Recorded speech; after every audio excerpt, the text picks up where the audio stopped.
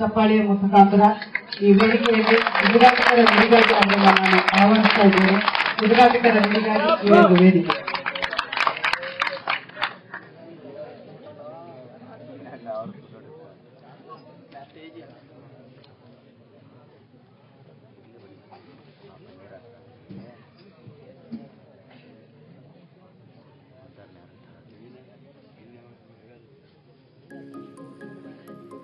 ರಾಷ್ಟ್ರೀಯ ಸೇವಾ ಯೋಜನೆ ವಾರ್ಷಿಕ ವಿಶೇಷ ಶಿಬಿರ 2023-24 ಕಪ್ಪಗಳ್ಳಿ ಗ್ರಾಮದಲ್ಲಿ ಕಪ್ಪಗಳ್ಳಿ ಗ್ರಾಮ ನಾವು ಓಡಾಡಿಕೊಳ್ಳಬೇಕಂತ ಊರಿನಲ್ಲಿ ನಮ್ಮ ಇಲಾಖೆಯಿಂದ ರಾಷ್ಟ್ರೀಯ ಸೇವಾ ಯೋಜನೆಯನ್ನು ಮಾಡ್ತಾ ಇರೋದು ಜೀವಿತ ಸಂಸ್ಥೆ ಈ ಕಾರ್ಯಕ್ರಮದಲ್ಲಿ ಭಾಗವಹಿಸಿರುವಂತಹ ಪ್ರಾಚಾರ್ಯರಾದ ರವಿಶಂಕರ್ ಅವರೇ, ವೆಂಕಟೇಶ್ ನಾಯ್ಕ ಅವರೇ, ಗ್ರಾಮ ಪಂಚಾಯತ್ ಅಧ್ಯಕ್ಷರೇ ಹಾಗೂ ಭಾಗವಹಿಸಿರುವ ಎಲ್ಲ ಉಪನ್ಯಾಸಕ ಬಂಧುಗಳೇ, ರಿಜಿಸ್ಟ್ರಾರ್ಗಳೇ, ಎಲ್ಲ ಗ್ರಾಮಸ್ಥ ಬಂಧುಗಳೇ, ವಿದ್ಯಾರ್ಥಿ ಮಿತ್ರರು, ರಾಷ್ಟ್ರೀಯ ಸೇವಾ ಯೋಜನೆ ನಾನು ಸಹ ಕಾಲೇಜು ದಿನಗಳಲ್ಲಿ ರಾಷ್ಟ್ರೀಯ ಸೇವಾ ಯೋಜನೆಯಲ್ಲಿ ಭಾಗವಹಿಸಿ ನಿಮ್ಮ ರೀತಿಯ ಸ್ವಯಂ ಸೇವಕರಾಗಿ ಕೆಲಸವನ್ನು ಮಾಡಿದ್ದೇವೆ. ಅದೇ ತಂಡಗಳನ್ನು ಇಟ್ಕೊಂಡಿದ್ದೆ. ಒಂದು ತಂಡದ ಮುಖ್ಯಸ್ಥನಾಗಿ ಲೀಡರ್ಶಿಪ್ ಕ್ವಾಲಿಟಿಯನ್ನ ಕಲಿತಿದ್ದೇನೆ. ವೇದಿಕೆ ಬಂದು ಮಾತನಾಡುವುದನ್ನ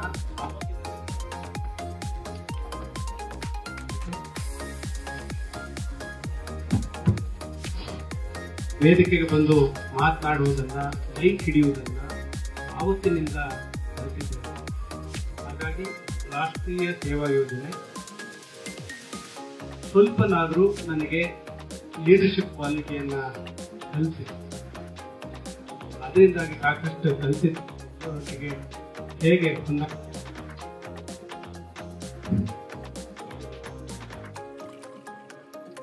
ಎಲ್ಲರೊಂದಿಗೆ ಹೇಗೆ ಹೊಂದಾಣಿಕೆಯನ್ನು ಮಾಡ್ಕೊಂಡು ಹೋಗಬೇಕು, ಕೆಲಸ ಕಾರ್ಯಗಳನ್ನು ಮಾಡ್ಕೊಂಡು ಹೋಗಬೇಕು ಅನ್ನೋದನ್ನ ರಾಷ್ಟ್ರೀಯ ಸೇವಾ ಯೋಜನೆಯಿಂದ ಕಲಿತಿದ್ದೇನೆ. ಬಹಳ ಮುಖ್ಯವಾಗಿ ಇವತ್ತು ನೀವೆಲ್ಲರೂ ಸಹ ಕಪ್ಪಗಳ್ಳಿ ಗ್ರಾಮಕ್ಕೆ ಬಂದಿದ್ದೀರಿ. ನೀವು ಇಲ್ಲಿ ಬಂದಿರೋದು ಇಲ್ಲಿ ಬಹಳಷ್ಟು ಜನರು ನಿಮ್ಮನ್ನ ಅಬ್ಸರ್ವ್ ಮಾಡ್ತಾರೆ. ನೀವು ಇಲ್ಲಿರುವಂತ ಸಂದರ್ಭದಲ್ಲಿ ಇಲ್ಲಿ ಮಕ್ಕಳುಗಳು ನಿಮ್ಮನ್ನ ನೋಡ್ತಾರೆ, ಇಲ್ಲಿಯ ಹಿರಿಯರೆಲ್ಲರೂ ನಿಮ್ಮನ್ನು ನೋಡ್ತಾರೆ. ಹಾಗಾಗಿ ನಿಮ್ಮ ಪ್ರತಿಯೊಂದು ನಡೆ ನುಡಿ ಬಹಳ ಮುಖ್ಯ ಆಗ್ತದೆ. ನೀವು ಚೆನ್ನಾಗಿ ನಡ್ಕೊಂಡ್ರೆ ಅವರೆಲ್ಲ ಕಡೆ ಹೇಳ್ತಾರೆ. ಸರ್ಕಾರಿ ಪಾಲಿಟೆಕ್ನಿಕ್ ಸೊರಬ ಕಾಲೇಜಿನ ವಿದ್ಯಾರ್ಥಿಗಳು ಬಹಳ ಗೌರವವಾಗಿ ನೋಡ್ಕೊಂಡು ಹೋದ್ರು. ನೀವೇನಾದ್ರೂ ಚೆನ್ನಾಗಿ ನಡ್ಕೊಳ್ಳಿಲ್ಲ ಅಂದ್ರೆ ನಿಮ್ ಜೊತೆಗೆ ನಮ್ಮ ಕಾಲೇಜಿಗೆ ಮತ್ತು ಇಲಾಖೆಗೆ ಕೆಟ್ಟ ಹೆಸರು ಬರುತ್ತೆ. ಹಾಗಾಗಿ ರಾಷ್ಟ್ರೀಯ ಸೇವಾ ಯೋಜನೆಗೆ ಬಂದು ಕೆಟ್ಟ ಹೆಸರು ತಗೊಂಡು ಹೋಗೋದಕ್ಕಿಂತ ಬರದೇ ಇರೋದೇ ಒಳ್ಳೇದು ಅಂತ ಹೋದಿಲ್ಲ ಪ್ರಾಚಾರ್ಯ. ಹೌದಾ? ಬಂದು ಒಳ್ಳೆ ಹೆಸರು ತಗೊಂಡು ಹೋದ್ರೆ ಪರವಾಗಿಲ್ಲ, ಇಲ್ಲ ಅಂದ್ರೆ ಬಂದು ಕೆಟ್ಟ ಹೆಸರು ತಗೊಂಡು ಹೋಗೋದಿದೆಯಲ್ಲ, ಅದು ಬರದೇ ಇರೋದಕ್ಕಿಂತ ಒಳ್ಳೇದು. ಹಾಗಾಗಿ ಇಲ್ಲಿ ನೀವು ಬಂದಿದ್ದೀರಿ, ಮಾದರಿಯಾಗಿ ಇರಬೇಕು ಅಂತ ನಾನು ನಿಮ್ಮನ್ನ ಬಯಸ್ತೇನೆ. ಇಲ್ಲಿ ಜನರು ನಿಮ್ಮನ್ನು ನೋಡಿ ಎಷ್ಟು ಶಿಸ್ತಿನಿಂದ ಮಕ್ಕಳು ಇದ್ದಾರೆ ಅನ್ನೋದನ್ನ ಕಲಿಬೇಕು. ಆಮೇಲೆ ಈ ಸಣ್ಣ ಮಕ್ಕಳೆಲ್ಲ ಈ ಕಾಲೇಜಿಗೆ ಹೋಗೋರು, ಶಾಲೆಗೆ ಹೋಗೋರು ಎಲ್ಲ ಇದ್ದಾರೆ. ಅವರು ನಿಮ್ಮನ್ನು ನೋಡಿ ನಾನು ಮುಂದೊಂದು ದಿನ ಈ ರೀತಿ ಸ್ವಯಂ ಸೇವಕ ಆಗ್ಬೇಕು, ಕೆಲಸವನ್ನು ಮಾಡ್ಬೇಕು ಅಂತ ಅನಿಸ್ಬೇಕು. ಅದು ಬಿಟ್ಟು ನೀವು ಬಂದು ಹೋದ್ಮೇಲೆ ಅವರೆಲ್ಲರೂ ಇನ್ಸ್ಪೈರ್ ಆಗೋದ್ ಬಿಟ್ಟು ಇನ್ನು ರಾಷ್ಟ್ರೀಯ ಸೇವಾ ಯೋಜನೆ ನಾನು ಹೋಗೋದಿಲ್ಲ ಅಂತ ಅನ್ಬಾರ್ದು. ಇನ್ನು ಅವಾಗ ನನಗೆ ಹೂ ಬಕ್ಕೆ ಕೊಡ್ಬೇಕಾದ್ರೆ ಹೇಳಿದೆ, ಎಲ್ಲದನ್ನೂ ವಿದ್ಯಾರ್ಥಿಗಳೇ ಮಾಡಬೇಕು, ಇನ್ಕ್ಲೂಡಿಂಗ್ ಆಂಕರಿಂಗ್. ಇನ್ನು ಮುಂದಿನ ಎಲ್ಲ ಕಾರ್ಯಕ್ರಮಗಳನ್ನ ವಿದ್ಯಾರ್ಥಿಗಳಿಗೆ ಕೊಡಬೇಕು, ವೇದಿಕೆಯನ್ನ ವಿದ್ಯಾರ್ಥಿಗಳಿಗೆ ಇದೊಂದು ಅವಕಾಶ ಅವರಿಗೆ. ಅವರು ಮೇಲೆ ಬಂದು ಮಾತನಾಡಿ ಮುಂದೆ ನಮ್ಮ ತರ ಒಂದು ಸ್ಪೀಕರ್ ಆಗಿ ಹೊರಗೆ ಬರಬೇಕು. ಅದಕ್ಕೆ ಇದೊಂದು ವೇದಿಕೆ. ಅವರು ಸಂಪೂರ್ಣ ವ್ಯಕ್ತಿತ್ವ ವಿಕಸನಕ್ಕೆ ಇದೊಂದು ಮಾರ್ಗ. ಆಮೇಲೆ ನೀವಾದ್ರೂ ಅಷ್ಟೇನೆ ತಯಾರಿ ಇಲ್ಲದೆ ಇಲ್ಲಿ ಮುಂದೆ ಬಂದು ನಿಂತ್ಕೋಬೇಕು. ಯಾವಾಗಲೂ ಅಷ್ಟೇ, ನಿಮ್ಗೆ ಏನಾದ್ರು ಒಂದು ಸಣ್ಣ ಕೆಲಸ ಕೊಟ್ಟಿದ್ದಾರೆ ವೇದಿಕೆ ಮೇಲೆ, ತಯಾರಿ ಮಾಡಿ, ಪಕ್ಕಾ ತಯಾರಿ ಮಾಡಿ ಬಂದು ಅದಕ್ಕೆ ನ್ಯಾಯ ಒದಗಿಸೋದಕ್ಕೆ ನೀವು ಪ್ರಯತ್ನ ಮಾಡಿದ್ರೆ ಖಂಡಿತ ಸಕ್ಸಸ್ ಆಗ್ತೀರಿ. ಅದು ಬಿಟ್ಟು ಕೊಟ್ಟಿದ್ದನ್ನ ಸರಿಯಾಗಿ ಮಾಡದೆ ಅಯ್ಯೋ ನಾನೇನು ಕಲೀಲಿಲ್ಲ ಅಂತ ಆಮೇಲೆ ಪಶ್ಚಾತ್ತಾಪ ಪಟ್ರೆ ಏನೂ ಆಗುತ್ತೆ. ಹಾಗಾಗಿ ನಿಮ್ಗೆ ಏನ್ ಕೆಲಸವನ್ನ ಕೊಟ್ಟಿರ್ತಾರೆ ಇಲ್ಲಿ, ಆ ಕೆಲಸವನ್ನ ಅಚ್ಚುಕಟ್ಟಾಗಿ ಮಾಡಿ. ನಾನು ನೋಡಿರ್ತೀನಿ, ಇಷ್ಟು ಜನ ಬಂದಂತ ಸಂದರ್ಭದಲ್ಲಿ ಒಂದಿಷ್ಟು ಜನ ಲೀಡರ್ಶಿಪ್ ಮಾಡ್ಕೊಂಡು ಸುಮ್ಮನೆ ಓಡಾಡ್ತಾರೆ. ತಾನೆ? ಅಂದ್ರೆ ಒಂದಿಷ್ಟನ ಕೆಲಸ ಮಾಡೋದು, ಒಂದಿಷ್ಟನ ನೋಡೋದು, ಒಂದಿಷ್ಟನ ಹಾಗೆ ಹಾಲುಂಡಿ ತರ ಅಲ್ಲೂ ಇಲ್ಲ ಇಲ್ಲೂ ಇಲ್ಲ ಅಂತ. ಹಾಗಾಗಿ ಅದು ಆಗ್ಬಾರ್ದು. ನೀವೆಲ್ಲ ಏನ್ ಬಂದಿದ್ದೀರಿ ಖಂಡಿತ ನೀವು ಕೆಲಸ ಅಂದ್ರೆ ಇಲ್ಲಿ ಬಂದು ಕೆಲಸನೇ ಮಾಡಿ ಹೋಗ್ಬೇಕು, ಎಲ್ಲ ಏನೋ ಒಂದು ಭಾರಿ ಬದಲಾವಣೆ ಮಾಡ್ತೀರಿ ಅಂತ ನಾನೇನು ಅನ್ಸೋದಿಲ್ಲ. ನಾನು ಮಾಸ್ಟರ್ ಡಿಗ್ರಿ ಇರ್ಬೇಕಾದ್ರೆ ಕುವೆಂಪು ಯೂನಿವರ್ಸಿಟಿಯಿಂದ ರಂಗೇನಹಳ್ಳಿಗೆ ಹೋಗಿದ್ದೆ. ಆವಾಗ ಇನ್ನೂ ಸ್ವಚ್ಛ ಭಾರತ್ ಬಂದಿತ್ತು. ಈ ಟಾಯ್ಲೆಟ್ ಗುಂಡಿಗಳೆಲ್ಲ ತೆಗೆದಿದ್ವಿ. ಸಾಕಷ್ಟು ಟಾಯ್ಲೆಟ್ ಗುಂಡಿಗಳನ್ನ ಆ ಊರಿನ ಎಲ್ಲ ಮನೆಗೂ ಸಹ ಟಾಯ್ಲೆಟ್ ಗುಂಡಿಗಳನ್ನ ತೆಗೆದಿದ್ವಿ. ಈಗಲೂ ಸಹ ನನಗೆ ನೆನಪಿದೆ. ಹಾಗಾಗಿ ನೀವು ಇಲ್ಲಿ ಬಂದಂತ ಸಂದರ್ಭದಲ್ಲಿ ಯಾವುದೇ ಕೆಲಸ ಕೊಡಲಿ, ಅವರು ಆಫೀಸರ್ ಇದ್ದಾರೆ, ಈಗ ನಿಮ್ಗೆ ಶೆಡ್ಯೂಲ್ ನ ಫಿಕ್ಸ್ ಮಾಡ್ತಾರೆ, ಅದ್ರ ಪ್ರಕಾರ ನಡ್ಕೊಳ್ಳಿ. ಶಿಸ್ತಿಂದ, ಅತ್ಯಂತ ಶಿಸ್ತಿಂದ ನಡ್ಕೊಳ್ಳಿ. ಇಲ್ಲೆಲ್ಲ ಇದನ್ನು ನೋಡಿದ್ರೆ ಟೈಮ್ ಟೇಬಲ್ 5:30 ಸ್ಟಾರ್ಟ್ ಆಗ್ತದೆ ಅಂತ. 5:30 5:30 ರೆಡಿ ಇರ್ಬೇಕು. ಇಲ್ಲ ನಾನು ಸ್ವಲ್ಪ ಲೇಟ್ ಆಗಿ ಬರ್ತೀನಿ, ಆಮೇಲೆ ಬರ್ತೀನಿ, ಇವೆಲ್ಲ ಶಿಸ್ತಲ್ಲ. ಇಲ್ಲಿ ಶಿಸ್ತನ್ನು ಕಲಿಯಲಿಲ್ಲ ಅಂದ್ರೆ ಇನ್ನೆಲ್ಲೂ ಸಹ ಶಿಸ್ತನ್ನು ಕಲಿಯೋದಿಲ್ಲ. ಹಾಗಾಗಿ ನೀವು NSS ಅಲ್ಲಿ ಯಾರು ಭಾಗವಹಿಸ್ತಾರೆ ಅವರು ಇತರ ಎಲ್ಲ ವಿದ್ಯಾರ್ಥಿಗಳಿಗೆ ಮಾದರಿಯಾಗಿ ನಿಲ್ತಾರೆ. ಯಾಕಂದ್ರೆ ಇಲ್ಲಿ ಬರೋ ಉದ್ದೇಶನೇ ನಾವು ಏನೋ ಒಂದಷ್ಟು ಜನ ಕಲಿಬೇಕು ಅಂತ. ಕಲಿತು ನೀವು ಇತರರಿಗೆ ಮಾದರಿ ಆದ್ರೆ ಖಂಡಿತ ನೀವು NSS ಶಿಬಿರಕ್ಕೆ ಬಂದದ್ದು ಸಾರ್ಥಕ ಆಗ್ತದೆ ಅಂತ ನಾನು ಹೇಳಿಕ್ಕೆ ಇಚ್ಛೆ ಪಡ್ತೀನಿ. NSS ಅಲ್ಲಂತೂ ದೇಶ ಅಂತ ಯಾವಾಗ್ಲೂ ನೀವು ಕೇಳ್ತಾನೆ ರಾಷ್ಟ್ರ ನಿರ್ಮಾಣದ ಕಾರ್ಯದಲ್ಲಿ ನಿಮ್ದು ಸಹ ಕೊಡುಗೆ ಇರ್ತದೆ ಅಂತ ನಾನು ಅನ್ಕೊಂಡಿದ್ದೇನೆ. ಹಾಗಾಗಿ ಯಾವಾಗ್ಲೂ ಅಷ್ಟೇ ನೀವು ಇಲ್ಲಿ ಬಂದಂತ ಸಂದರ್ಭದಲ್ಲಿ ಒಂದಿಷ್ಟು ವಿಷಯಗಳನ್ನ ಕಲಿತು ಅದನ್ನ ಸಮಾಜಕ್ಕೆ ಮುಗಿಸುವಂತ ಕೆಲಸವನ್ನ ಎಲ್ಲರೂ ಸೇರಿ ಮಾಡ್ಬೇಕು. ಇಲ್ಲಿ NSS ಪ್ರತಿಜ್ಞೆ ನಾವು ನೋಡಿದ್ರೆ ನಿಜವಾಗೂ ಸಹ ಅದ್ಭುತವಾದ ಪ್ರತಿಜ್ಞೆ. ಪ್ರತಿಜ್ಞೆ ಯಾವಾಗ್ಲೂ ಹೇಳ್ತಾರ ಆ NSS ಗೀತೆಯನ್ನು ಅದ್ಭುತವಾದ ಗೀತೆಯನ್ನು ಕೇಳ್ಕೊತಾ ಕಿವಿದ್ರೆ ಆ ಕಿವಿಯಲ್ಲಿ ಉಳಿಬೇಕು. ಇಲ್ಲಿ ಕೇಳಿ ಇಲ್ಲಿ ಬಿಡುವಂತ ಗೀತೆಗಳೆಲ್ಲ ಪ್ರತಿಜ್ಞೆ ಅಷ್ಟೊಂದು ಅದ್ಭುತವಾದ ಪ್ರತಿಜ್ಞೆ ಇದೆ. ಅದನ್ನು ನಾವು ನೆನ್ಪಿಟ್ಕೋಬೇಕು. ಆ ಮೂಲಕ ನಾವು ಒಂದಿಷ್ಟು ಆಮೇಲೆ ಇಲ್ಲೊಂದಿಷ್ಟು ಧ್ಯೇಯ ವಾಕ್ಯಗಳೊಂದಿಗೆ ಇಲ್ಲಿ ಬಂದಿದ್ದೀವಿ ಅಂತ ಹೇಳ್ತಾರೆ. ಕೃಷಿಯಲ್ಲಿ ಯುವಜನರ ತೊಡಗಿಸುವಿಕೆ ಅಂತ ಹೇಳ್ತಾರೆ. ಇಲ್ಲೆಲ್ಲ ಇರುವಂತ ಅಣ್ಣ ತಮ್ಮಂದ್ರು, ತಂದೆ ತಾಯಂದ್ರು ಎಲ್ಲರೂ ಸಹ ಕೃಷಿ ಮಾಡುವಂತದ್ದು ನೋಡ್ಕೊಂಡು ಬಂದೆ. ಆ ಅಡಿಕೆ ತೋಟಗಳು ಅದ್ಭುತವಾಗಿ ನಿರ್ವಹಣೆ ಮಾಡಿದ್ದಾರೆ. ಆ ತೋಟಗಳು ನೋಡಿದ್ರೆ ಖುಷಿ ಅನ್ಸುತ್ತೆ. ನೀವು ಒಂದ್ಸರಿ ಹೋಗಿ ಇವನ್ನೆಲ್ಲ ಕರ್ಕೊಂಡೋಗಿ ಅಡಿಕೆ ತೋಟ ಕರ್ಕೊಂಡೋಗಿ ಅಡಿಕೆ ತೋಟ ನಿರ್ವಹಣೆ ಮಾಡೋದಂತ ಹೇಗೆ ಅಂತ ತೋರಿಸ್ಕೊಡಿ. ಅಡಿಕೆ ತೋಟವನ್ನು ಅತ್ಯುತ್ತಮವಾಗಿ ನಿರ್ವಹಣೆ ಮಾಡಿದಂತ ಒಂದು ರೈತರನ್ನ ಕರೆಸಿ ಇವರಿಗೊಂದು ಡೆಮೋ ಕೊಡಿಸಿ ಏನ್ ಮಾಡ್ಬೇಕಿದೆ, ಅಡಿಕೆ ತೋಟ ಹೇಗ್ ಮಾಡ್ಬೇಕಿದೆ ಅದರ. ಯಾಕಂದ್ರೆ ಇವ್ರು ಬಹಳಷ್ಟು ಜನ ಹೋಗಿ ಇರೋದಿಲ್ಲ. ಅವ್ರ ತಂದೆ ತಾಯಿ ಅಡಿಕೆ ತೋಟ ಹಾಕಿರ್ತಾರೆ, ಆದ್ರೆ ಆ ಕಡೆಗೆ ಹೋಗೋರ್ ಸಂಖ್ಯೆ ಕಡಿಮೆ ಆಗಿದೆ. ಹಾಗಾಗಿ ಯುವಕರು ತೋಟದ ಕಡೆ ಹೋಗ್ಬೇಕು ಅಂತ. ನಾವೆಲ್ಲ ಹಳ್ಳಿಯಲ್ಲಿ ಇರುವಂತ ಸಂದರ್ಭದಲ್ಲಿ ಬೆಳಗ್ಗೆ 6 ಗಂಟೆಗೆ ಎದ್ದು ಜಮೀನಿಗೆ ಹೋಗಿ ಒಂದು ಹೊರೆ ಹುಲ್ಲು ಅಥವಾ ಸೊಪ್ಪು ಇದೆರಡನ್ನ ತಂದ್ರೆ ಮಾತ್ರ ತಿಂಡಿ ಸಿಕ್ಕದು, ಇಲ್ಲ ಅಂದ್ರೆ ತಿಂಡಿ ಸಿಕ್ಕದು. ಈಗ ಅದೆಲ್ಲ ಇಲ್ಲ. ಹುಲ್ಲು ಸೊಪ್ಪು ರೈತರೇ ಬರೋದಿಲ್ಲ. ಈಗೆಲ್ಲ ಬೈಕ್ ಮೇಲೆ, ಸೈಕಲ್ ಇಲ್ಲ, ಬೈಕು, ಆಟೋ ಈ ತರದ ಮೇಲೆ ಏರ್ಕೊಂಡು ಬರ್ತಾರೆ. ಆದ್ರೆ ನಾವೆಲ್ಲ ಹೊತ್ಕೊಂಡ್ ಬರ್ತಿದ್ವಿ. ಆ ಹೊಳೆ ದಾಟಿ ಬರ್ಬೇಕು, ಆ ಕೆಸರಿನಲ್ಲಿ ಹೊತ್ಕೊಂಡ್ ಬರ್ಬೇಕಾದ್ರೆ ಎಷ್ಟೋ ಸರಿ ಬಿದ್ದಿದ್ದೀವಿ. ಆ ಹುಲ್ಲು ಹೊರೆ ಜೊತೆಗೆ, ಸೊಪ್ಪಿನ ಹೊರೆ ಜೊತೆಗೆ ಸಾಕಷ್ಟು ಸರಿ ಬಿದ್ದಿದ್ವಿ. ಆದ್ರೆ ಅದೆಲ್ಲ ನಮಗೆ ಬೇಕಾದಷ್ಟು ವಿಷಯಗಳನ್ನ ಕಲಿಸಿದೆ. ಇವತ್ತಿಗೂ ಸಹ ನೀವು ಜಿಮ್ ಮಾಡಿದಿರ ಅಂತ ಎಲ್ಲರೂ ಕೇಳ್ತಾರೆ. ಖಂಡಿತ ಜಿಮ್ ಮಾಡಿಲ್ಲ, ಜಿಮ್ ಮೆಟ್ಲೆ ಹತ್ತಿಲ್ಲ ಅಂತ. ಆದ್ರೆ ಜಿಮ್ ಮಾಡೋದಕ್ಕಿಂತ ಹೆಚ್ಚು ಗಟ್ಟಿಯಾಗಿದ್ದೀನಿ. ಅದು ಖುಷಿ ಮಾಡಿದ್ದು.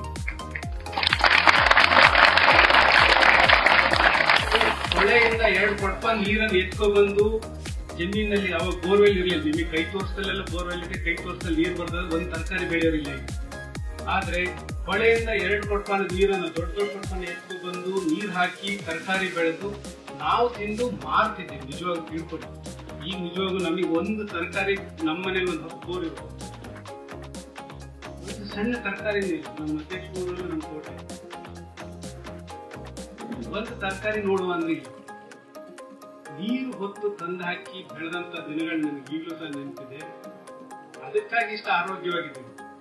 ಹಾಗಾಗಿ ನಿಮಗೆ ಯುವ ಜನರಿಗೆ ಕೃಷಿ ಬಗ್ಗೆ ಆಸಕ್ತಿ ಇದ್ರೆ ಖಂಡಿತ ನೀವು ಹೋಗಿ, ನೀವು ತೋಟಕ್ಕೆ ಹೋಗಿ. ಅಪ್ಪ ಅಮ್ಮ ಮಾಡಿದ್ದಾರೆ, ಕಷ್ಟಪಟ್ಟು ಮಾಡಿದ್ದಾರೆ, ತೋಟದ ಜೊತೆ ಹೋಗಿ.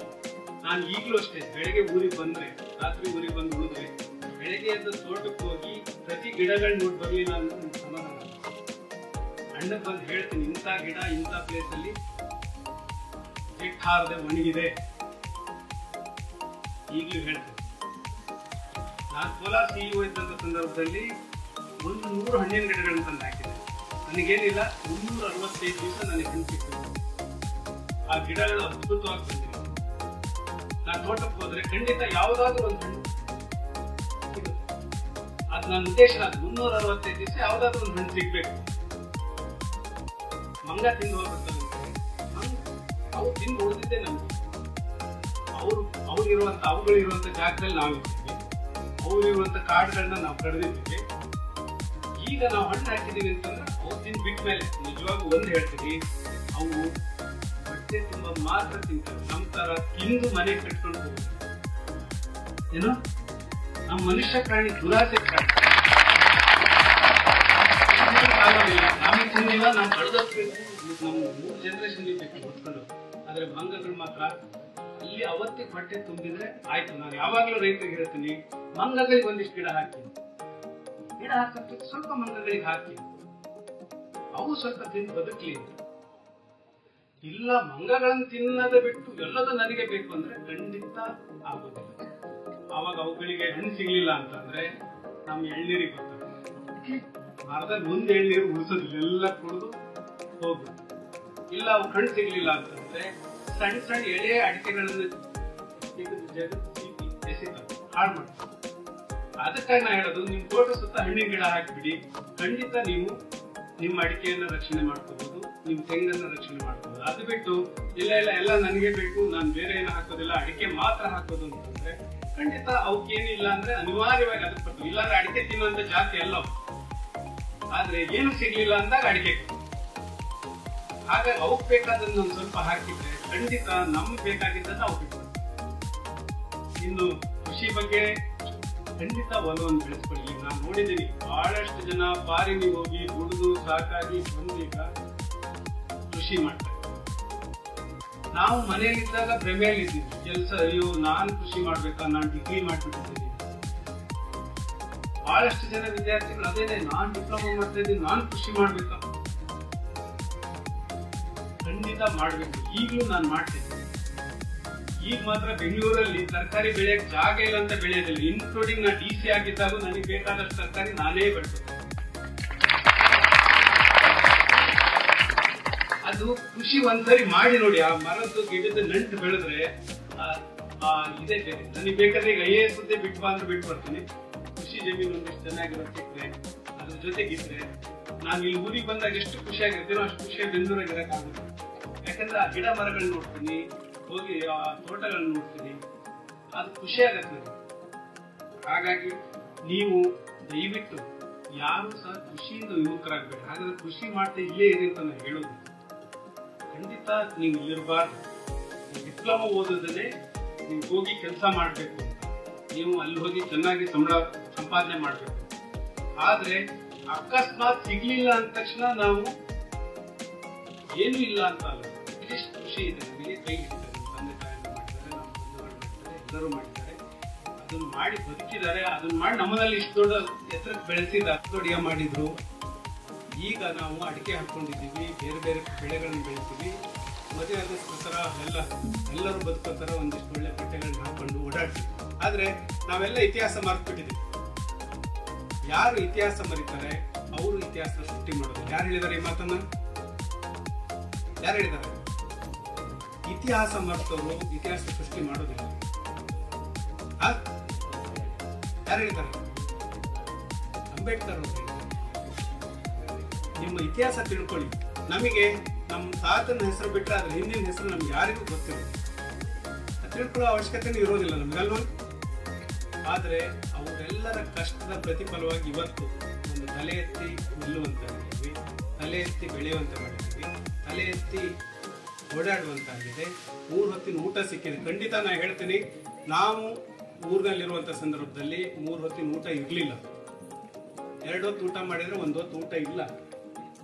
ಅಷ್ಟು ಕಷ್ಟದ ದಿನಗಳನ್ನ ನಾವು ನೋಡಿದ್ದೀವಿ. ನಿಮಗೆಲ್ಲ ಅದು ಅಷ್ಟು ಅರಿವಿಗೆ ಬರೋದಿಲ್ಲ. ಬಸವರಾಜ್, ನಿನಗೆ ಗೊತ್ತಿದೆ ಅಲ್ಲಪ್ಪ? ಅವರು ಬಸವರಾಜ್ ಅಂತ ಸ್ನೇಹಿತ, ಎಂತ ಎಕನಾಮಿಕ್ಸ್ ಲೆಕ್ಚರರ್ ಆಗಿದ್ದಾರೆ. ಗೊತ್ತು, ನಮ್ಮ ಜನರೇಷನ್ಗೆ ಗೊತ್ತು ಊಟ ಎಷ್ಟೊತ್ತು ಸಿಕ್ಕಿದೆ, ಎಷ್ಟು ಸಿಕ್ಕಿಲ್ಲ. ವಾತದ ಭತ್ತ ಬರೋವರೆಗೂ, ವಾತದ ಭತ್ತ ಗಾಡಿ ಬರೋವರೆಗೂ ಎಷ್ಟೊತ್ತಿನವರೆಗೂ ಕಾದಿದ್ದೀವಿ. ಬೆಳಗ್ಗೆಯಿಂದ ರಾತ್ರಿವರೆಗೂ ಕಾದದ್ದುಂಟು ನಾವು. ಇಲ್ಲಿ ಯಾರು ವಾಸದ ಭತ್ತ ಕೊಡೋರು ಇರ್ಲಿಲ್ಲ ತಾನೆ, ಈ ಊರಾಗ ಇರ್ಲಿಲ್ಲ, ನಾವು ಬೇರೆ ಊರಿಗೆ ಹೋಗ್ತಿದ್ವಿ, ಕ್ಯಾಸ್ನೂರಿಗೆ ಹೋಗ್ತಿದ್ದೀವಿ, ತಳೆಬೇಲಿ ಹೋಗ್ತಿದ್ದೀವಿ, ಬೇರೆ ಬೇರೆ ಊರಿಗೆ ಹೋಗ್ತಿದ್ವಿ. ಹಾಗಾಗಿ ಖಂಡಿತ ನಾನ್ ನಿಮಗೆ ಇದನ್ನ ಯಾಕೆ ಹೇಳ್ತಾ ಇದ್ದೀನಿ ಅಂದ್ರೆ, ನಿಮಗೆ ಈಗ ಹುಡುಗಿ ಬರೋಕ್ಕೆ ಕೆಲವು ಬೈಕ್ ಸಿಕ್ಕಿದೆ ಅಂತಾನೆ ಹುಡುಗ ಬೈಕ್ ಸಿಕ್ಕಿದೆ ನಿಮಗೆ, ಕೆಲವರಿಗೆ ಮೊಬೈಲ್ ಸಿಕ್ಕಿವೆ, ಮೊಬೈಲ್ ಎಲ್ಲರಿಗೂ ಸಿಕ್ಕಿವೆ, ಬೈಕ್ ಸಿಕ್ಕಿವೆ, ನಿಮಗೆ ಇದ್ಯಾವುದರ ಅರಿವು ಇರೋದಿಲ್ಲ. ಈಗ ಬಹಳಷ್ಟು ಸರಿ ನಾನು ನೋಡ್ತೀನಿ ಹುಡುಗರುಗಳು ಮೊಬೈಲ್ ಬಳಸಿ ಇವೆರಡು ಬೆರಳುಗಳು ವರ್ಕೇ ಮಾಡೋದು, ಏನು ವರ್ಕ್ ಆಗೋದಿಲ್ಲ. ಬೇಕಿದ್ರೆ ಟೆಸ್ಟ್ ಮಾಡಿಸಿ, ಎಷ್ಟು ಜನ ಹುಡುಗರದು ಸ್ಕ್ರೋಲ್ ಮಾಡಿ ಟೈಪ್ ಮಾಡಿ ಹೋಗಿವೆ ಅಂತ. ಇನ್ನೊಂದು ಆಗಂತಕಾರಿ ವಿಷಯ ಹೇಳ್ತೀನಿ, ಪ್ರತಿ 3 ನಿಮಿಷಕ್ಕೊಮ್ಮೆ ನೋಟಿಫಿಕೇಶನ್, ಪ್ರತಿ 3 ನಿಮಿಷಕ್ಕೊಮ್ಮೆ ನೋಟಿಫಿಕೇಶನ್ ನೋಡ್ಬೇಕು. ಫೇಸ್ಬುಕ್ ಅಲ್ಲಿ ಏನೋ ಬಂತ, ವಾಟ್ಸಪ್ ಅಲ್ಲಿ ಏನೋ ಬಂತ, ಇನ್ಸ್ಟಾಗ್ರಾಮ್ ಅಲ್ಲಿ ಏನೋ ಬಂತ, ಲಿಂಕ್ಡ್ಇನ್ ಅಲ್ಲಿ ಏನೋ ಬಂತ ನೋಡ್ಬೇಕು. ಓಡ್ಲಿಲ್ಲ ಅಂದ್ರೆ ಪ್ರಪಂಚ ಮಾಡಿಬೇಕು. 3 ನಿಮಿಷದಲ್ಲಿ ಏನ್ ಓದ್ಲಿಕ್ಕಾಗತ್ತೆ? ನಾವು 3 ನಿಮಿಷ ಓದಿ ಇನ್ನೊಂದ್ಸರಿ ವಾಟ್ಸಪ್ ನೋಡಿ, 3 ನಿಮಿಷ ಓದಿ ವಾಟ್ಸಪ್ ಏನು ಸಾಧನೆ ಮಾಡಕ್ಕಾಗೋದಿಲ್ಲ. ಅದೇ ಕಾರಣಕ್ಕೆ ಡಿಪ್ಲೊಮಾ ರಿಸಲ್ಟ್ ಮೊನ್ನೆ ನಾನು diploma board examination board chairman ಆಗಿ ನಿಮ್ಮ ರಿಸಲ್ಟ್ ನೋಡಿ ನಿಜಕ್ಕೂ ಸಹ ಇಷ್ಟು ವರ್ಸ್ಟ್ ರಿಸಲ್ಟ್ ನಾನು ನೋಡ್ತಾ ಇದ್ದೀನಿ, ಕಣ್ಣಿಂದ ನೋಡ್ಬೇಕಂತ ಅನ್ನುವಂತ ಪರಿಸ್ಥಿತಿ ಬಂದಿದೆ. ಹಾಗೆ ನಮ್ಮ ಪ್ರಭಾ ಕಾಲೇಜಿಂದು ರಿಸಲ್ಟ್ ಬಹಳ ಚೆನ್ನಾಗಿದೆ ಅಂತ ಕೇಳಿದ್ದೆ.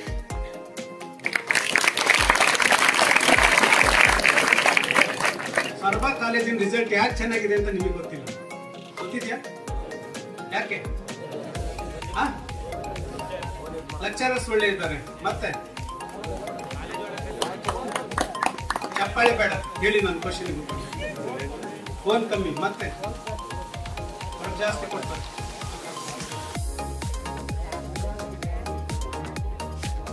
ನಮ್ಮ ಕಾಲದಲ್ಲಿ BA ರಿಸಲ್ಟ್ ತೀರ್ಥಹಳ್ಳಿಗಿಂತ ಸ್ವಲ್ಪ ಜಾಸ್ತಿ ಬರ್ತದೆ. ಏನ್ ಬಸರಾಜ್, ಹಾರ್ಡ್ ವರ್ಕ್ ಮಾಡಿದೀವಿ ಅಂತ ಅಲ್ಲ. ಯಾಕೆ? ನಮ್ಮ ಇಲ್ಲೆಲ್ಲ ಬೆಂಗಾಡಿ ಈ ತರ ಅಡಿಕೆ ತೋಟ ಇದ್ರೆ ಖಂಡಿತ ನಾವು ಓದ್ತಾ ಇರ್ಲಿಲ್ಲ ಅಂತ. ಬೆಂಡೆ ಗದ್ದೆ ಇದ್ದು ಅದ್ರಲ್ಲಿ ಭತ್ತ ಬಂದ್ರೆ ಬಂತು, ಬರುದಿಲ್ಲ. ಅದು ಈ ಸಲ ಮಳೆ ಆಯ್ತಲ್ಲ, ಹಂಗಾದ್ರೆ ಒಂದು ಕಾಳು ಭತ್ತ ಬರ್ತದೆ. ಅದಕ್ಕಾಗಿ ಕಷ್ಟಪಟ್ಟು ಓದಿ ಕೆಲಸ ತಗೊಂಡು. ಹಾಗಾಗಿ ನೀವು ಅಷ್ಟೇ, ಇನ್ನೂ ಕಷ್ಟ ಇದೆ ಸ್ವಲ್ಪ. ಆ ಕಾರಣಕ್ಕಾಗಿ ಹೆಚ್ಚು ಓದ್ತಾ ಇದ್ರು. ನೋಡಿ, ಯಾವ ಇನ್ಸ್ಪಿರೇಷನ್ ಸಹ ನಿಮ್ಮನ್ನ ಮುಗಿಸೋದಿಲ್ಲ. ಇನ್ಸ್ಪಿರೇಷನ್, ನಾನು ಇವತ್ತು ಬಂದು ನಿಂತಿದ್ದೀನಿ ಕಮಿಷನರ್ ತರ ಆಗ್ಬೇಕು ಅಂತ ಅನ್ಕೊಂಡ್ರೆ, ನೀವು ಅದ್ರ ಮನೆ ಹೋಗೋಷ್ಟೊತ್ತಿಗೂ ಆಯ್ತು ನಾಳೆವರೆಗೂ ಒಂದು ವಾರದೊಳಗೂ ಮರ್ತೇ ಬಿಡ್ತೀರಿ. ಈ ಹೊಟ್ಟೆ ಇದೆಯಲ್ಲ, ಅದು ಇನ್ಸ್ಪಿರೇಷನ್. ಅದಕ್ಕೆ ಏನಾದ್ರೂ ಕೊರತೆ ಆದ್ರೆ ಮಾತ್ರ ಸಾಧನೆ ಮಾಡ್ತೀರಿ, ಇಲ್ಲ ಅಂದ್ರೆ ಇಲ್ಲ, ಸಾಧನೆ ಮಾಡೋದಿಲ್ಲ. ಸರ್ವದ್ದು ಇದೊಂದೇ ರಿಸಲ್ಟ್ ಅಲ್ಲ, ಡಿಗ್ರಿ ರಿಸಲ್ಟ್ ತಗೊಳ್ಳಿ ಸ್ವಲ್ಪ ಜಾಸ್ತಿ ಬರ್ತದೆ, PUC ರಿಸಲ್ಟ್ ತಗೊಳ್ಳಿ ಜಾಸ್ತಿ ಬರ್ತದೆ, SLC ತಗೊಳ್ಳಿ ಜಾಸ್ತಿ ಬರ್ತದೆ. ಯಾಕೆ ಅಂತಂದ್ರೆ ಇನ್ನೂ ಇಲ್ಲಿ ಕಷ್ಟಪಟ್ಟು. ಹಾಗಾಗಿ ನಾನು ಬಹಳಷ್ಟು ಹೇಳಲಿಕ್ಕೆ ಹೋಗೋದಿಲ್ಲ. ಇನ್ನೂ ಎಂತ ಆರೋಗ್ಯ ಯುವ ಸಮೂಹ ಅಂತ ಇದೆ, ಯುವ ಸಮೂಹ ಆರೋಗ್ಯಯುತವಾಗಿಲ್ಲ. ಈಗ ನೋಡಿ, ನಮ್ಮ ಬಸವರಾಜನ ಮುಖದಲ್ಲಿ ಕಳೆ ಇರೋಂಥದ್ದು ನಿಮ್ಮ ಸಣ್ಣ ಹುಡುಗರ ಮುಖದಲ್ಲಿ ಇಲ್ಲ. ನಮಗೆಲ್ಲ ವಯಸ್ಸಾಗ್ತಾ ಬಂತು, ಹೌದ್ ತಾನೆ? ಯಾವಾಗ್ಲೂ ಲಕ್ಕ ಲಕ್ಕ ಲಕ್ಕ ಅಂತಿರ್ಬೇಕು, ಹೊಳಿತಾರೆ. ಆದ್ರೆ ನೀವು ನಾವು ನೋಡ್ದ ಚಪ್ಪಾಳೆ ಹೊಡಿಲಿಕ್ಕೆ ಸಹಿತ ಸೋಮಾರಿತನ ಇದೆ ನಿಮ್ಮ.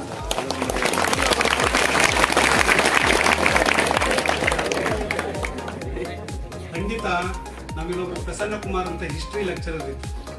ಅವರೊಂದು ಹೇಳ್ತಿದ್ರು, ಯುವಕರು ಅಂತ ಅಂದ್ರೆ ನೀವು ನೆಲ ಗುದ್ದಿದ್ರೆ ನೀರ್ ಬರಂಗಿರ್ಬೇಕು ಅಂತ. ಏನು? ನೆಲ ಗುದ್ದಿದ್ರೆ ನೀರ್ ಬರ್ಬೇಕು ಅಂತ, ಅಷ್ಟು ಸ್ಫೂರ್ತಿಯಿಂದ ತುಂಬಿರ್ಬೇಕಂತ. ಆದ್ರೆ ನಾವು ಈಗ ಯಾವುದೋ ದಾಸರಾಗಿ ಬಿದ್ದಿದ್ದೀವಿ. ನಿಮಗೆ ಹೇಳ್ತಾ ಇಲ್ಲ ನಾನು, ಯುವ ಸಮೂಹಕ್ಕೆ ಹೇಳ್ತಾ ಇದ್ದೀನಿ. ಮೊಬೈಲ್ ದಾಸರಾಗಿ ಬಿದ್ದಿದ್ದೀವಿ, ಇನ್ನೇನ್ ದಾಸರಾಗಿದ್ದೀವಿ? ನಾನು ಅನ್ಕೊಂಡಿದ್ದೆ ನಮ್ಮೂರಲ್ಲಿ ಒಂದು ಜನರೇಷನ್ ಹೋದ್ರೆ, ವಯಸ್ಸಾದವರೆಲ್ಲ ಹೋಗ್ಬಿಟ್ರೆ ಎಲ್ಲ ಸರಾಯಿ ಕುಡಿಯೋದೆಲ್ಲ ಬಿಟ್ಬಿಟ್ಟು ನಮ್ಮೂರ್ನ ಉದ್ಧಾರ ಆಗ್ಬಿಡ್ತೀವಿ ಅಂತ. ಆದ್ರೆ ನನಗಿಂತ 10 ವರ್ಷದ ಸಣ್ಣ ಹುಡುಗರೆಲ್ಲ ಕುಡಿದು ಸತ್ತೋರು. ಎಷ್ಟು? ನನಗಿಂತ 10 ವರ್ಷ ಸಣ್ಣ ಹುಡುಗರೆಲ್ಲ ಕುಡಿದು ಸತ್ತೋರು. ನಾನು ಅವ್ರ ಅಪ್ಪರು ಮಾತ್ರ ಸತ್ತೋಗ್ತಾರೆ ಕುಡಿದು, ಇವರೆಲ್ಲ ಬದುಕಿ ಬಿಡ್ತಾರೆ, ಇವ್ರು ದೇಶ ಉದ್ಧಾರ ಮಾಡ್ಬಿಡ್ತಾರೆ ಅಂತ ಅನ್ಕೊಂಡಿದ್ದೆ. ಆಗ್ಲಿಲ್ಲ. ಅವ್ರ ಮಕ್ಕಳು ಸತ್ತೋದ. ಏನಿಲ್ಲ, ಬೇರೆ ಏನಿಲ್ಲ, ಕುಡಿದು. ನಾನು ಏನ್ ಅನ್ಕೊಂಡೆ, ಇವರೆಲ್ಲ ಅಗ್ರಿಕಲ್ಚರ್ ಬಿಟ್ರು, ಗಾರೆ ಕೆಲಸ ಅಂತ ಒಂದು ಕರಣಿ ಇಟ್ಕೊಂಡು ಹೋದ್ರು. ಗಾರೆ ಕೆಲಸ ಮಾಡಿದ್ರು. ಅಲ್ಲಿ ದಿನಕ್ಕೆ 500 ರೂಪಾಯಿ, 700 ರೂಪಾಯಿ, 800 ರೂಪಾಯಿ, 1000 ರೂಪಾಯಿ ದುಡಿದು ಮನೆಗೆ ಬರ್ಬೇಕಾದ್ರೆ ಬರೀ ಕೈ. ಕುಡಿದು ಬಂದ್ರು, ಮನೇಲಿ ಗಲಾಟೆ ಮಾಡಿದ್ರು, ಮಲಗಿದ್ರು. 40 ವರ್ಷ ಹೋದ್ರು. ನಮ್ಮೂರಲ್ಲಿ ನಾವು ಓದ್ತಾ ಇರ್ಬೇಕಾದ್ರೆ, ನಿಮ್ ತರ ಇರ್ಬೇಕಾದ್ರೆ, ನಮ್ಮೂರಲ್ಲಿ 2 ಸರಾಯಿ ಅಂಗಡಿ ಇತ್ತು. ನನ್ನ ನೇತೃತ್ವದಲ್ಲಿ ಹೋರಾಟ ಮಾಡಿ ಸರಾಯಿ ಅಂಗಡಿ ತೆಗೆಸಿದೆ. ಸರಾಯಿ ಅಂಗಡಿ ತೆಗೆಸಿದೆ. ಮತ್ತೆ ಬರಲಿಲ್ಲ, ಸರಾಯಿ ಅಂಗಡಿ ಬರಲಿಲ್ಲ. ಈಗ ಹೋಗಿ ನಮ್ಮೂರು ಮಳಲ್ಗದ್ದೆ ಒಂದು ರೌಂಡ್ ನೋಡ್ಕೊಂಡ್ಬಂದು ಮಾದರಿ ಗ್ರಾಮ ಹೇಗಿರ್ಬೋದು ಆ ತರ ಮಾಡಿದ್ವಿ. ನೀವೆಲ್ಲ ಒಂದ್ಸರಿ ಮನ್ಸು ಮಾಡಿ. ಇದ್ರಾಗ ಯಾರು ಕಪ್ಗಳರಿದ್ದೀರಾ? ಸ್ಟೂಡೆಂಟ್ಸ್ ಯಾರು ಕಪ್ಗಳರಿದ್ದೀರಿ? ಇಲ್ಲ ಇಲ್ಲ. ನೋಡಿ ರೋಡ್ ಹೆಂಗಿದೆ ಅಂತ. ನಮ್ಮೂರು ರೋಡ್ ಹೋಗಿ ನೋಡಿ ಬರ್ರಿ. ನ್ಯಾಷನಲ್ ಹೈವೇ ತರ ಮಾಡಿಟ್ಟಿದ್ದೀವಿ. ಗಲ್ಲಿ ಗಲ್ಲಿಗೆ ನ್ಯಾಷನಲ್ ಹೈವೇ ತರ ಅದೇ ಕ್ವಾಲಿಟಿ ರಸ್ತೆಯನ್ನು ಮಾಡ್ತಾ ಇದ್ದೀವಿ.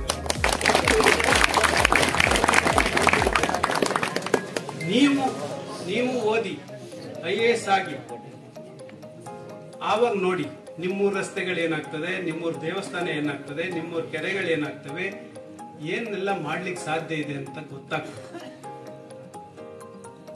ಹಾಗಾಗಿ ನೀವೇನೋ ಡಿಪ್ಲೊಮಾ ಮಾಡ್ಬಿಡ್ತಿದ್ವಿ, ಇಷ್ಟಕ್ಕೆ ಮುಗಿಸ್ಬಿಡ್ತೀವಿ ಅಂತ ಅನ್ಕೋಬೇಡಿ. ಡಿಪ್ಲೊಮಾ ಮಾಡಿ, ಅದಾದ್ಮೇಲೆ ಇಂಜಿನಿಯರಿಂಗ್ ಮಾಡಿ. ಈಗ ಬಹಳಷ್ಟು ಜನ ಇಂಜಿನಿಯರಿಂಗ್ ಮಾಡಿದವರು ಎಲ್ಲರೂ IAS ಬರ್ತಾ ಇದ್ದಾರೆ, KS ಆಫೀಸರ್ ಆಗ್ತಾ ಇದ್ದಾರೆ, IAS ಆಫೀಸರ್ ಆಗ್ತಾ ಇದ್ದಾರೆ. ನೀವು ಆಗಿ.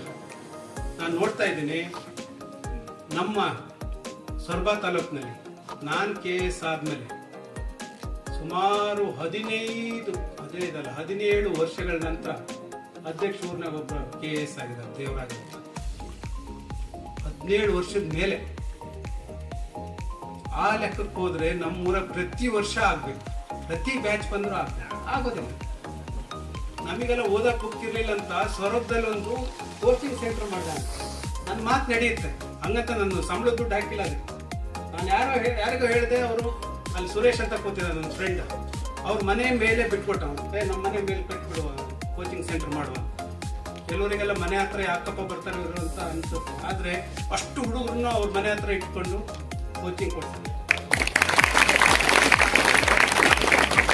ಇನ್ಯಾರಿಗೂ ಹೇಳಿದೆ ಲೈಬ್ರರಿ ಬುಕ್ ನಾನು ಹೇಳಿದ ತಕ್ಷಣ ತಂದು ಜೋಡಿಸಿದ್ರು. ಲೈಬ್ರರಿ ಬುಕ್ಗಳನ್ನ ಸ್ನೇಹಿತರನ್ನ ಕರೆದು ಪಾಠ ಮಾಡಿಸಿದ್ರು. ಇವತ್ತಿಗೆ 14 ಜನ ಸೆಲೆಕ್ಷನ್ ಆಗಿದೆ. ನಾನೇನು ಉದ್ಧಾರ ಆಗ್ಬಿಟ್ಟಿದ್ದೀನಿ. ನನಗೆ ಯಾಕೆ ಊರು, ನನಗೆ ಯಾಕೆ ಸೊರಬ, ನಾನು ಬೆಂಗಳೂರಲ್ಲಿ ಇದ್ರೆ ಆಯ್ತು ಅಂತ ಅನ್ಕೊಳ್ಳಿ. ನಮ್ಮ ಊರು ಉದ್ಧಾರ ಆಗ್ಬೇಕು, ನಮ್ಮ ಊರಿನ ಜನ ಉದ್ಧಾರ ಆಗ್ಬೇಕು, ನನಗಿಲ್ಲದೆ ಇರೋ ಸೌಲಭ್ಯ ನಮ್ಮೂರು ಜನರಿಗೆ ಸಿಗ್ಬೇಕು. ಇದು ನಮ್ಮ ಧ್ಯೇಯ. ಸೊರಬದಲ್ಲಿ ಒಂದು ಶಾಲೆ ಒಳ್ಳೇದಿಲ್ಲ ಅನ್ನೋ ಕಾರಣಕ್ಕಾಗಿ ಯಾವುದೇ ಒಂದು ಆಫೀಸರ್ಸ್ ಬರೋದಿಲ್ಲ. ಈಗ ನಾನು ಪ್ರಿನ್ಸಿಪಾಲ್ ಹತ್ರ ಮಾತಾಡ್ತಾ ಇದ್ದೆ, ಎಲ್ಲರೂ ಶಿವಮೊಗ್ಗದಿಂದ ಬರ್ತಾರೆ ಅಂತ. ಯಾಕೆ ಇಲ್ಲಿ ಬರೋದಿಲ್ಲ ಅಂತಂದ್ರೆ ಒಂದು ಸ್ಕೂಲ್ ಇಲ್ಲ, ಮಕ್ಳಿಗೆ ಸ್ಕೂಲ್ ಇಲ್ಲ ಅಂತಂದ್ರೆ ನಾವಿಲ್ಲಿ ಬಂದು ಏನ್ ಮಾಡೋದು? ಯಾವುದು ಆಫೀಸರ್ ಬರೋದಿಲ್ಲ, ಒಂದು ಡಾಕ್ಟರ್ಗಳು, ಒಳ್ಳೆ ಡಾಕ್ಟರ್ಗಳು ಬರೋದಿಲ್ಲ, ಮಕ್ಕಳಿಗೆ ಎಜುಕೇಶನ್ ಇಲ್ಲ. ನಾನು ಅದನ್ನೇ ಒಂದು ಚಾಲೆಂಜ್ ತಗೊಂಡು ನಮ್ಮ ಸೊರಬದಲ್ಲಿ ಒಂದು ಸ್ಕೂಲ್ ಮಾಡಬೇಕು ಅಂತ ಗುಣಶೆಟ್ಟಿ ಕೊಪ್ಪದಲ್ಲಿ ನಮ್ಮ ಸ್ನೇಹಿತರಿಗೆ, ಬೆಂಗಳೂರಿನ 4-5 ಜನ ಸ್ನೇಹಿತರು ಸೇರಿ ಒಂದು ಸ್ಕೂಲ್ ಕಟ್ಟಬೇಕು ಅಂತ. ಅವ್ರು ಇವತ್ತು ಅದ್ಭುತವಾದ ಬಿಲ್ಡಿಂಗ್ ಅನ್ನ ಕಟ್ಟಿಕೊಟ್ಟಿದ್ದಾರೆ. ನಾನು ಹೇಳಿದ್ದೀನಿ ನಾನೇ ನಡೆಸ್ತೀನಿ ಅದನ್ನ.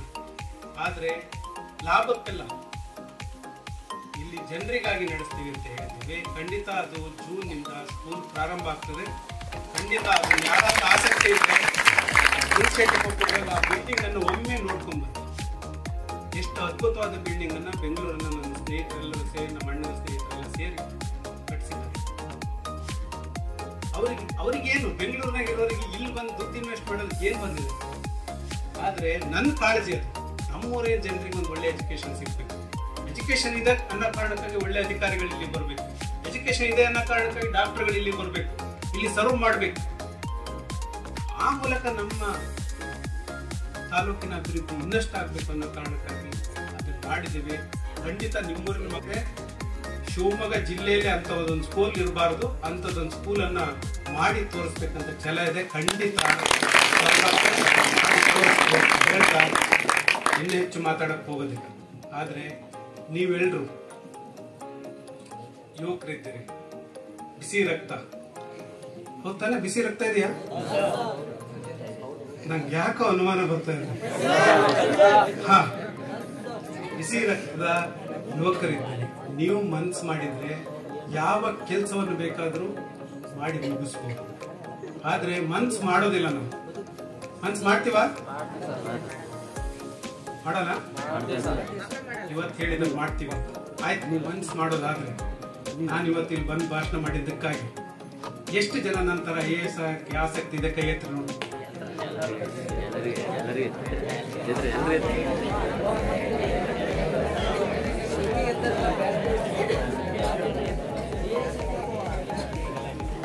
ಇಳಿಸಿ. ಇವ್ರು ಫೋಟೋ ಹಾಕಿದಾರಲ್ಲ, ಇವ್ರು ಪ್ರಯತ್ನ ಮಾಡ್ತಾವ.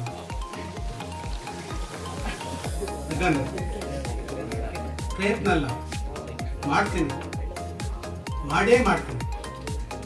ಬಹಳಷ್ಟು ಜನ ಪ್ರಯತ್ನ ಮಾಡಿದವರು ಆಗ್ಲಿಲ್ಲ. ಹುಸಿ ಪ್ರಯತ್ನದಿಂದ ಏನೂ ಆಗೋದಿಲ್ಲ. ಏನೋ ಹುಸಿ ಪ್ರಯತ್ನದಿಂದ ಏನೂ ಆಗೋದಿಲ್ಲ. ನಾನು ಬಹಳಷ್ಟು ಜನರು ಕೇಳಿದ್ದೀನಿ, ನಾನು KS ಕೋಚಿಂಗ್ ಹೋಗ್ತೀನಿ, IAS ಕೋಚಿಂಗ್ ಹೋಗ್ತೀನಿ ಅಂತ. ಇಲ್ಲೆಲ್ಲ ಸುಮ್ಮನೆ ಹೇಳ್ಕೊಳಕ್ ಅವ್ರ ಅಪ್ಪ ಅಮ್ಮ ಎಲ್ಲ ಹೇಳ್ಕೊತಾರೆ. ರಿಸಲ್ಟ್ ಬಂದ್ರೆ ಏನಿಲ್ಲ, ರಿಸಲ್ಟ್ ಏನಿಲ್ಲ. ಹಾಗಾಗಿ ಅಂತ ತೋರಿಕೆಗೆ ಓದೋದಾದ್ರೆ ಓದ್ಬೇಕು.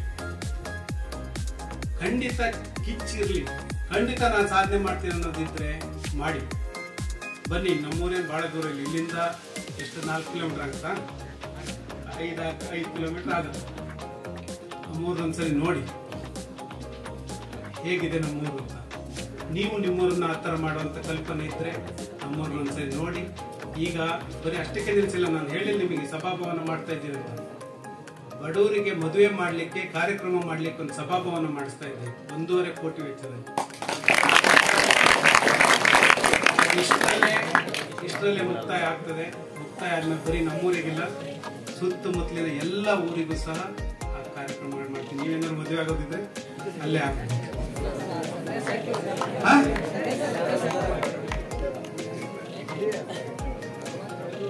ಆಯ್ತು, ಇನ್ನು ಹೆಚ್ಚು ಮಾತಾಡ್ಕೋ. ಯಾಕಂದ್ರೆ ನಾವು ನೇಷನಲ್ ಅಲ್ವಾ, ಭಾಷಣಕ್ಕೆ ನಿಂತರೆ ಮುಗಿಯೋದೇ ಇದೆ.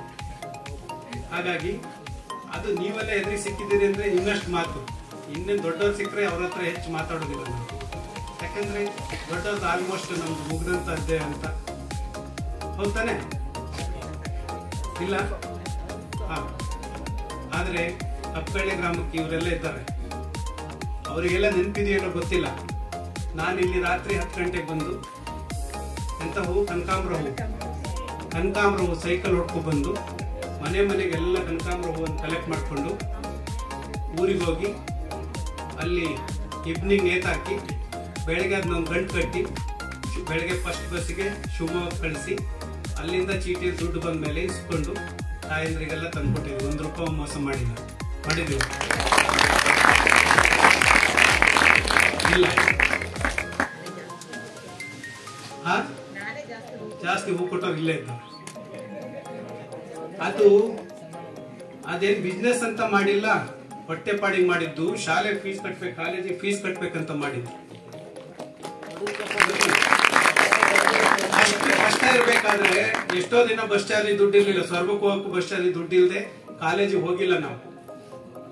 ಆದ್ರೆ ನಿಮಗ ಆ ಕಷ್ಟ ಇಲ್ಲ, ನಿಮ್ ತಂದೆ ತಾಯಿ ನಿಮ್ಮನ್ನ ಚೆನ್ನಾಗಿಟ್ಟಿದ್ದಾರೆ. ಆದ್ರೆ ನೀವ್ ಯಾವ್ದಾದ್ರು ತಪ್ಪು ಹೆಜ್ಜೆ ಇಡೋಕ್ಕಿಂತ ಮೊದಲು ನಿಮ್ ತಂದೆ ತಾಯಿ ನೆನ್ಪು ಮಾಡ್ಕೊಳ್ಳಿ. ಅವ್ರು ನಿಮ್ಗಾಗಿ ಎಷ್ಟು ಕಷ್ಟಪಟ್ಟಿದ್ದಾರೆ ಅಂತ ಗೊತ್ತಿರ್ತಾರೆ. ಓದೋದ್ ಬದಲು ಏನಾದ್ರೂ ಮಾಡೋದು, ಸುಮ್ಮನೆ ತಪ್ಸ್ಕೊಂಡು ಓಡೋಗೋದು. ಮೊನ್ನೆ ಬಸವರಾಜ ನಾನು ಕಾರ್ನಲ್ಲಿ ಹಿಂಗೆ ಹೋಗ್ತಿದ್ವಿ.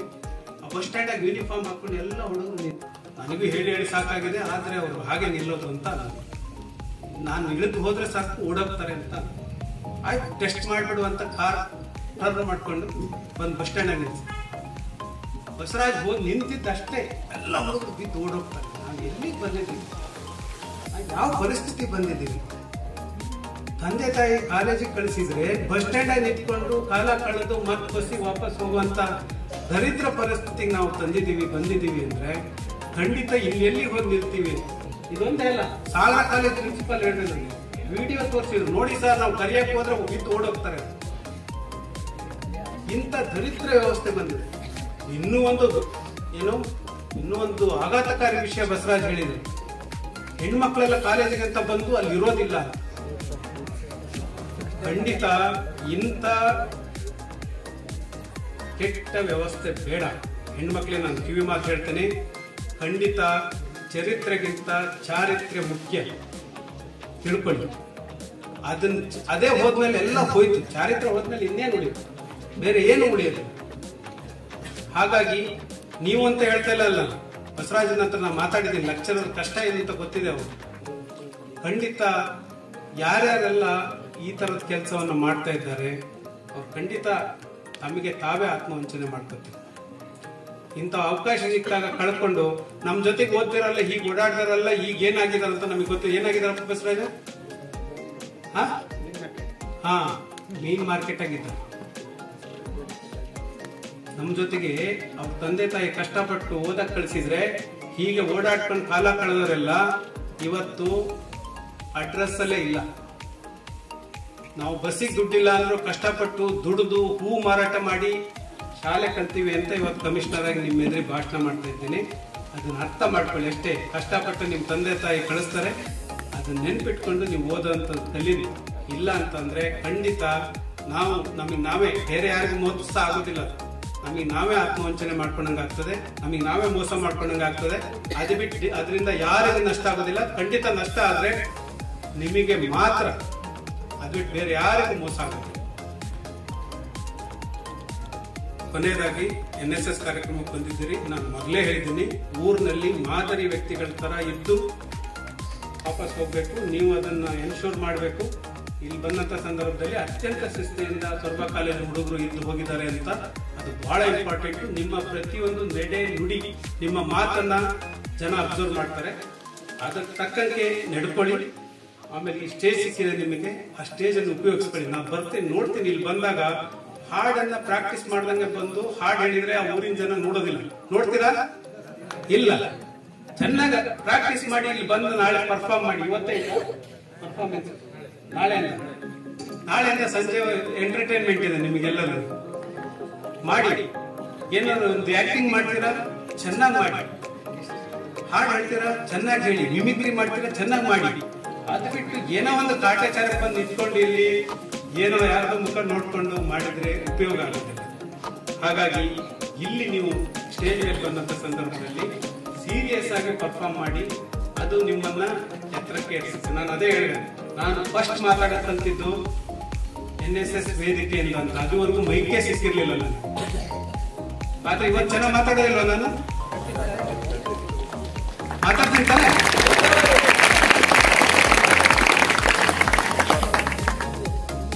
ಹಾಗಾಗಿ ನೀವೆಲ್ಲರೂ ನಮ್ಮೂರಿನ, ಅದಕ್ಕಾಗಿ ಸ್ವಲ್ಪ ಎಕ್ಸ್ಟ್ರಾ ಮಾತಾಡಿದ್ದೀನಿ. ಬೇರೆ ಕಡೆ ಹೋದ್ರೆ ಇಷ್ಟು ಮಾತಾಡೋದಿಲ್ಲ. ಇಲ್ಲಿ ಊರು ಮನೆ ಮಕ್ಕಳು